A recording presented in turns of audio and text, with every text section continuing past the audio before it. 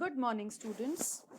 आज हम करेंगे क्लास 10 साइंस की वर्कशीट नंबर 33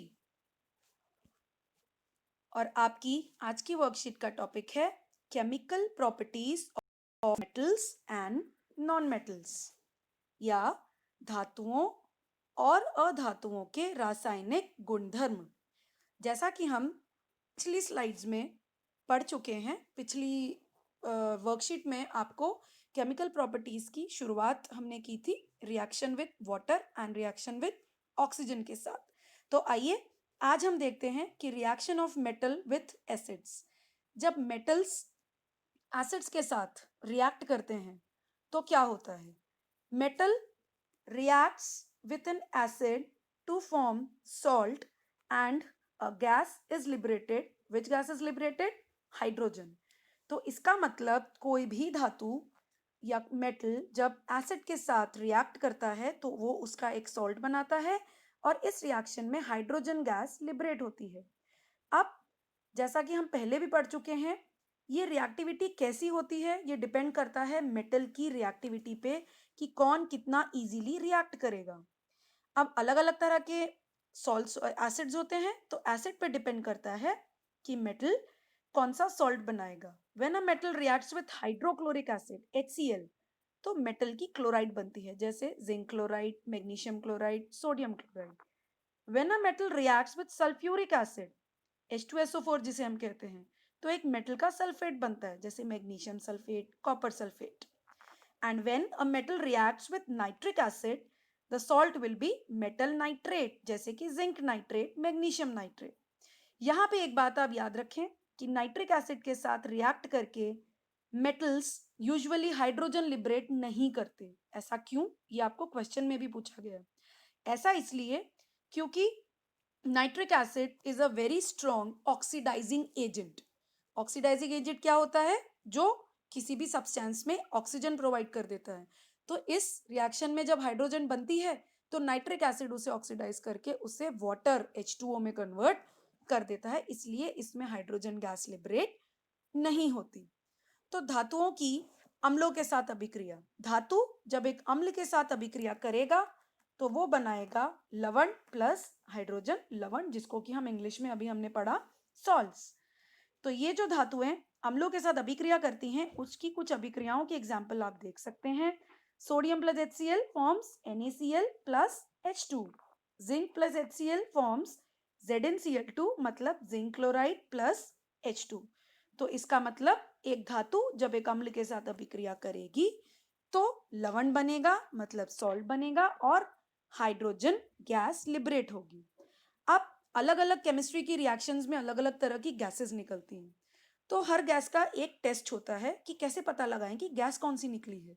ये जो आप सेटअप देख रहे हैं, इसमें यहाँ पे हमने जिंक के कुछ टुकड़े डाले हैं और उसमें एक डाइल्यूट सल्फ्यूरिक अम्ल डाल दिया है।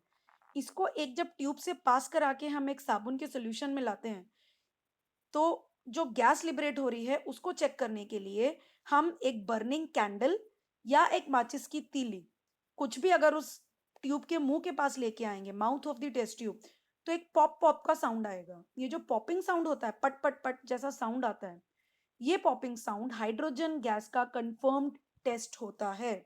You can see in this picture also the coming picture. इसमें हमने सीधे एक बीकर में एक मेटल डाला है एसिड की सॉल्यूशन में, ये मेटल के टुकड़े हैं, ये एसिड है। तो जो गैस निकल रही है उसके पास अगर हम एक मोमबत्ती या एक माचिस की तीली लाएं तो कैसा साउंड आएगा? पॉप पॉप का साउंड आएगा। इसका मतलब metals liberate hydrogen gas when they react with acids. Next is the reaction of metals with metal salt solution. अभी हमने पढ़ा ना कि मेटल के सॉल्ट होते हैं, जैसे कि जिंक सल्फेट, जैसे कि कॉपर सल्फेट। तो अब इस मेटल के सॉल्ट में जब आप एक मेटल डालते हैं तो क्या होता है? अब आप याद करिए, आपने chapter number 1 type of chemical reaction में डिस्प्लेसमेंट रिएक्शन पढ़ी थी। तो ये वही डिस्प्लेसमेंट रिएक्शन है जहां पे एक मोर रिएक्टिव मेटल एक लेस रिएक्टिव मेटल की सॉल्यूशन से उसको डिस्प्लेस करके उसकी जगह खुद ले लेगा। डिस्प्लेसमेंट का मतलब उसे वहां से हटा देगा और उसके सॉल्यूशन में खुद सल्फेट या क्लोराइड या कोई और सॉल्ट बना लेगा। यही डिस्प्लेसमेंट रिएक्शन आपको यहाँ पे बताई गई है। यहाँ पे अगर हम एग्जाम्पल देखें तो मैग्नीशियम सल्फेट प्लस मैग्नीशियम को यदि हम कॉपर सल्फेट में डालते हैं तो मैग्नीशियम सल्फेट और कॉपर बन जाता है। इसका मतलब मैग्नीशियम यदि कॉपर को हटा पाया है तो मैग्नीशियम कॉपर से ज्यादा स्ट्रॉन्ग है, रिएक्टिव है। वैसे ही जिंक ने कॉपर को हटाया मतलब जिंक भी कॉपर से रिएक्टिव है। और आयरन नेल वाला तो बहुत ही फेमस एक्सपेरिमेंट है कि आप कॉपर की ब्लू कलर की सॉल्यूशन में कॉपर सल्फेट में एक लोहे की कील डुबोइए तो थोड़ी देर बाद आपको उसका रंग हरा पीला सा दिखाई देगा और लोहे की कील के ऊपर एक भूरी भूरी परत चढ़ जाएगी। वो जो भूरी सी परत होती है वो किस चीज की परत है? वो परत कॉपर सल्फेट की है। इसका मतलब यदि इसी चीज को हम हिंदी में पढ़ें तो अगर धातु लवणों के विलयन के साथ दूसरा कोई धातु अभिक्रिया करता है तो धातु ए यदि बी के लवण के विलयन के साथ अभिक्रिया करता है तो वो ए का लवण विलयन बन जाता है और धातु भी अलग हो जाता है। वही रिएक्शंस आपको यहाँ पे बताई गई हैं। पर सभी धातु समान रूप से अभिक्रियाशील नहीं होते। अब पिछली रिएक्शंस याद करें, ऑक्सीजन वाटर वाली और आज की एसिड वाली, तो आप ये आसानी से गेस कर सकते हैं कि कोई रिएक्टिव ज्यादा है और कोई रिएक्टिव कम है। तो इन्हीं सारे एक्सपेरिमेंट से हम ये पता लगाते हैं कि धातु कितने रिएक्टिव हैं और कितने नहीं। ये पिक्चर आपको कॉपर सल्फेट और आयरन की अभिक्रिया की क्लियरली डिपिक्ट करती है प्रोसेस, जिसमें आपने एक टेस्ट ट्यूब में कॉपर सल्फेट डाला, उसमें आयरन की नील डाली। थोड़ी देर बाद आप देखेंगे तो वो आयरन सल्फेट बन चुका होगा और कॉपर का डिपॉजिट आयरन की नील पे हो जाएगा। तो ये वही डिस्प्लेसमेंट या विस्थापन अभिक्रिया का एग्जाम्पल है। तो आइए अब हम ये देखते हैं कि ये जो अभिक्रियाशीलता या रिएक्टिविटी की हम बात कर रहे हैं तो हमें कैसे पता लगेगा कि कौन ज्यादा रिएक्टिव है और कौन कम रिएक्टिव है। उसके लिए हमारे पास एक रिएक्टिविटी सीरीज ऑफ मेटल्स होती है। ये जो आप पिक्चर देख रहे हैं ये कुछ कॉमनली फाउंड मेटल्स की रिएक्टिविटी सीरीज है, जिसमें इसको हमने एक ऑर्डर में लगाया है। ऊपर से शुरू हो रहा है मोस्ट रिएक्टिव मतलब सबसे ज्यादा रिएक्टिव और नीचे जाते जाते लीस्ट रिएक्टिव। तो हमने जैसा कि पिछली रिएक्शंस में देखा ही था, सोडियम पोटेशियम याद है, यदि हम इसको खुले में रख दे तो ये आग पकड़ लेते हैं, तो इसका मतलब ये सबसे ज्यादा रिएक्टिव है। नीचे जाते जाइए तो calcium, magnesium, aluminium, zinc, iron, lead. इसीलिए इस जिंक को कैल्शियम भी डिस्प्लेस कर सकता है, एल्यूमिनियम भी डिस्प्लेस कर सकता है, परंतु कॉपर को अगर आप जिंक में डालोगे तो कॉपर जिंक को डिस्प्लेस नहीं कर पाएगा। यहाँ बीच में आ गया हाइड्रोजन। हाइड्रोजन मेटल नहीं है पर हाइड्रोजन को हम इस सीरीज में इंक्लूड करते हैं ताकि हम मेटल्स की रिएक्टिविटी को थोड़ा सा कंपेयर कर सकें। फिर उसके नीचे हाइड्रोजन के नीचे वाले जो मेटल्स रह गए हैं वो बहुत ही कम रिएक्टिव होते हैं।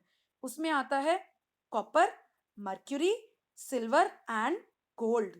इसी सीरीज को हम अगर हिंदी में देखें तो इसे हम कहेंगे सक्रियता श्रेणी। किसकी सक्रियता श्रेणी? धातुओं की। और एरो आपको ये दिखाता है कि ये घटती अभिक्रियाशीलता के आधार पर ऊपर से नीचे लगाए गए हैं। तो जो सबसे ऊपर है वो सबसे अधिक क्रियाशील है, जो सबसे नीचे है वो सबसे कम क्रियाशील है। और अगर आप ध्यान दें तो सबसे नीचे कौन है? हमारा सबसे कीमती सोना। इसीलिए सोने के आभूषण गहने बनाए जाते हैं और सिल्वर के बनाए जाते हैं। ये वाले मेटल्स जो ऊपर हैं उनके नहीं बनाए जाएंगे, वो आसानी से खराब हो सकते हैं। तो ये सक्रियता श्रेणी हमें लर्न करनी है क्योंकि ये आगे 10th के और चैप्टर्स में भी काम आएगी। तो आइए एक आसान सा तरीका देखते हैं कि इसे याद कैसे करना है। अब इतने सारे मेटल्स के नाम हैं तो सीरीज को कैसे याद करें कि कौन किसके नीचे आता है। उसके लिए हमारे पास है एक रिएक्टिविटी सीरीज की ट्रिक, और वो ट्रिक बहुत ही इंटरेस्टिंग है।